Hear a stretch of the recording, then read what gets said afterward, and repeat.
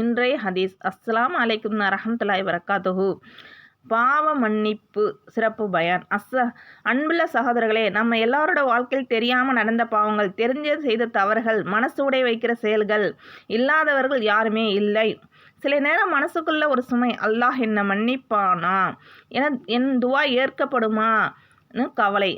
ஆனால் அன்புள்ளவர்களே, அல்லாஹ் சொல்றான், என் அடியார்களே, நீங்கள் உங்களுக்காக அநியாயம் செய்திருந்தாலும் என் இரக்கத்திலிருந்து நம்பிக்கை இழக்காதீர்கள். நிச்சயமா நான் எல்லா பாவங்களையும் மன்னிப்பவன். இது யாருக்கான வசனம்? நமக்கு தான். இன்று மனம் உடைந்தவர்களுக்குத்தான், கடன் சுமையிலிருந்து தவிக்கிறவர்களுக்கு தான். அல்லாஹ் நம் பாவத்தை விட அவனுடைய கருணை மிகப்பெரியது. நபி ஸல்லல்லாஹு அலைஹி வஸல்லம் அவர்கள் சொன்னார்கள், ஒரு அடியார் உண்மையான மன மாறுதலோடு, யா அல்லாஹ் என்னை மன்னிச்சிடு, அவன் பாவம் கடலளவு இருந்தாலும் அல்லாஹ் மன்னித்திடுவான். அதனால் இன்று நீண்ட பேச்சு வேண்டாம், அழகான வார்த்தை வேண்டாம், உடைந்த மனது போதும், கண்ணீர் போதும், ஒரு உண்மையான அஸ்தக்ஃபிருல்லாஹ் போதும். இப்போ எல்லாரும் மனசுக்குள்ள சொல்லுங்க, யா அல்லாஹ் எனக்கு தெரியாத பாவங்களையும் எல்லாம் மன்னித்து விடு, என் வாழ்க்கை புதிய தொடக்கம் தா.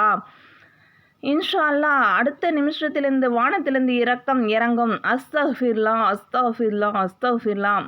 அல்லாஹ் நம்ம எல்லாருக்கும் மன்னிக்கப்பட்ட அடியார்களாக மாறட்டும். அஸ்தக்ஃபிருல்லாஹு அஸ்தக்ஃபிருல்லாஹ் வஅத்தூபு இலைஹி.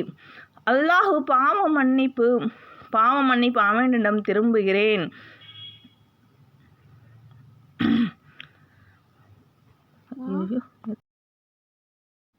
ஒரு அஸ்தக்ஃபிருல்லாஹ் உங்கள் பாவங்களை மாற்றும் உருக்கமான பாவ மன்னிப்பு துவா. யா அல்லாஹ் நீ இல்லாமல் நான் எதுவும் இல்லை. தெரியாமல் நடந்த பாவங்களால் என் மனசு சுமையாக இருக்கு. யா அல்லாஹ் தெரிஞ்சு செய்த தவறுகளால் என் கண்கள் கண்ணீராக இருக்கு. யா அல்லாஹ் யா ரஹ்மான் யா ரஹீம். என்னோட பாவங்கள் நான் மறந்தாலும் நீ மறக்க மாட்டேன்னு தெரியும் நானா. யா அல்லாஹ் உன்னோட இரக்கம் என்னோட பாவங்களே பெரியதானே. யா அல்லாஹ் எனக்கு தெரிந்த பாவங்கள் தெரியாத பாவங்களை முழுசா மன்னித்திடு. யா அல்லாஹ் எங்கள் கடன் பிரச்சனை நீக்கிடு. அஸ்ஸலாமு அலைக்கும் வரஹ்மத்துல்லாஹி வபரகாத்துஹு.